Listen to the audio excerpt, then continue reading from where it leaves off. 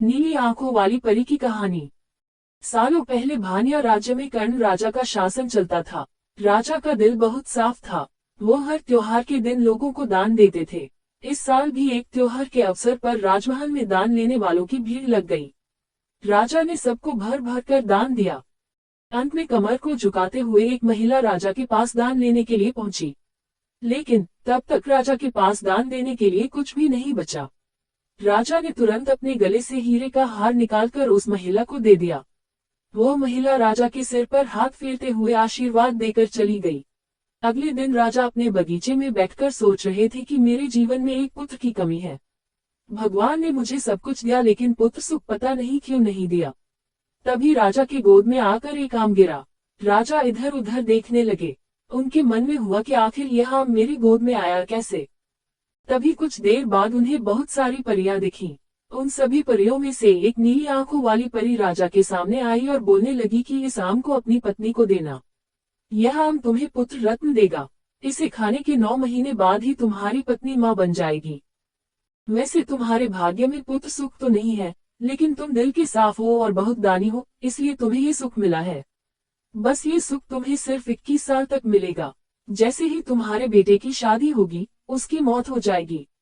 राजा ने दुखी मन से नीली आंखों वाली परी से पूछा, क्या इसका कोई उपाय नहीं है? परी ने कहा, राजन, कल मैं कमर झुकाते हुए एक साधारण महिला के रूप में तुम्हारे दरबार में दान लेने के लिए आई थी। देखो, जो माला तुमने मुझे दी थी, वो मेरे गले में है।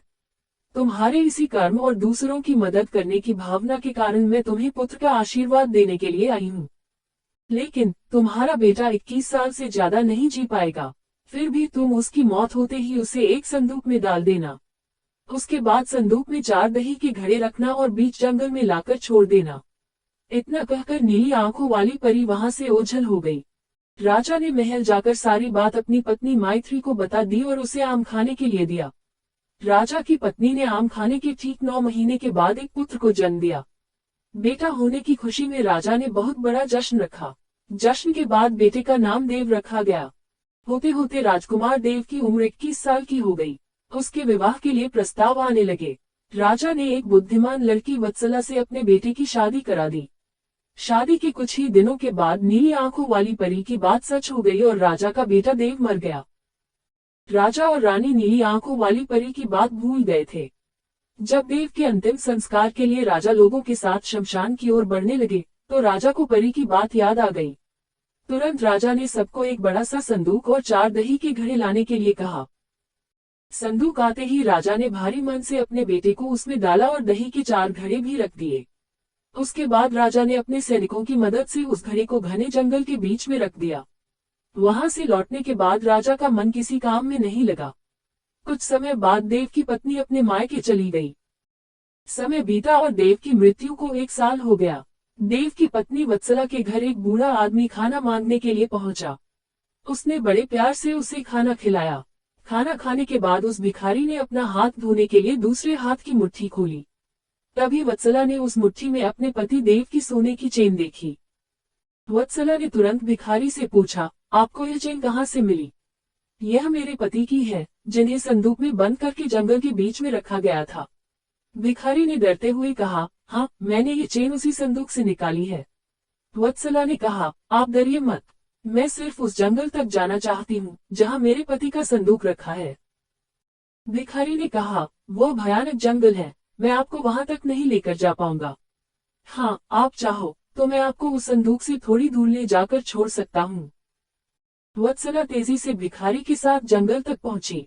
घने जंगल से पहले ही भिखारी वहां से चला गया। फिर वत्सला अकेले अपने पति के संदूक को ढूंढने के लिए निकल पड़ी। वहां जाकर उसने अजीब सी चीजें देखी। उस संदूक के पास बहुत सारी परियां थीं। वत्सला पेड़ के पीछे छुपकर उन्हें देखने लगी। वत्सला ने देखा कि सारी परियों के बीच से एक नीली आंखों वाली परी आई और उसने संदूक में एक लकड़ी देव के मृत शरीर के सिर के पास और एक पैर के पास रखी। तभी देव संदूक से बाहर निकल आया। परियों ने देव को मिठाई खिलाई और दोबारा संदूक के अंदर डालकर लकड़ियों की स्थिति बदल दी। रोज रात को नीली आंखों वाली परी इसी तरह से देव को संदूक से बाहर निकालती और फिर उसी में भेज देती थी। वत्सला डरते हुए उसी जंगल में फल खाकर 3 से 4 दिन तक ये सब देखती रही। एक दिन वत्सला ने भी संदूक खोलकर नीली आंखों वाली परी की तरह ही लकड़ी की स्थिति को बदला। तभी देव संदूक से बाहर निकल आया। देव ने जैसे ही अपनी पत्नी को देखा, वह हैरान हो गया। देव कुछ बोल ही रहा था कि अचानक वत्सला बोल पड़ी, मैं आपको इस जंगल में इस स्थिति में रहने नहीं दूंगी। आपको मेरे साथ चलना होगा।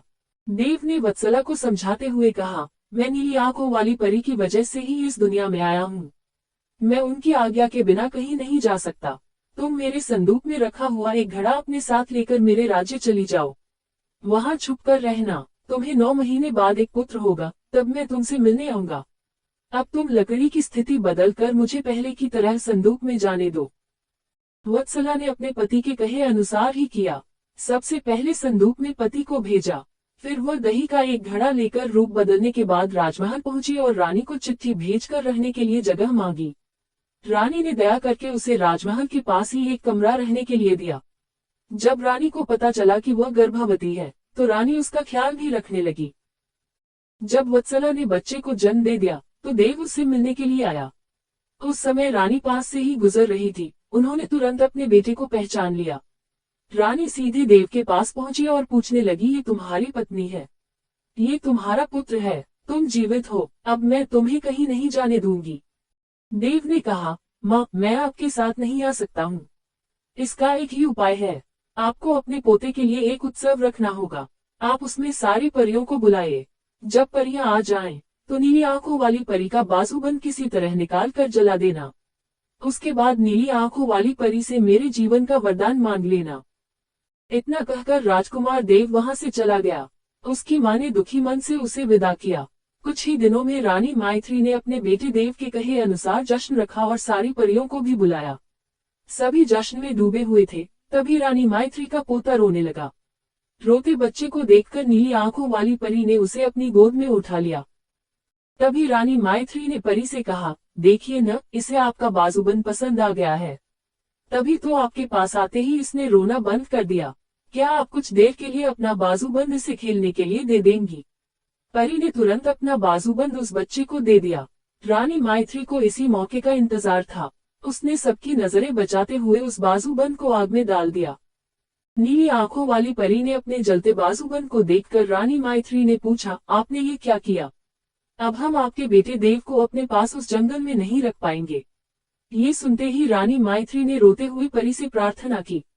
उन्होंने कहा, आपकी कृपा से मुझे बेटा हुआ था, अब आपको ही कृपा करके मेरा बेटा लौटाना होगा। मैं आपसे अपने बेटे देव की भीख मांगती हूँ। नीली आंखों वाली परी को माँ का प्यार देखकर दया आ गई और उन्हें आशीर्वाद दे दिया। परी के आशीर्वाद से राजकुमार देव संदूक से निकलकर घर लौट आया। राजकुमार अपने परिवार के साथ खुशी खुशी रहने लगा।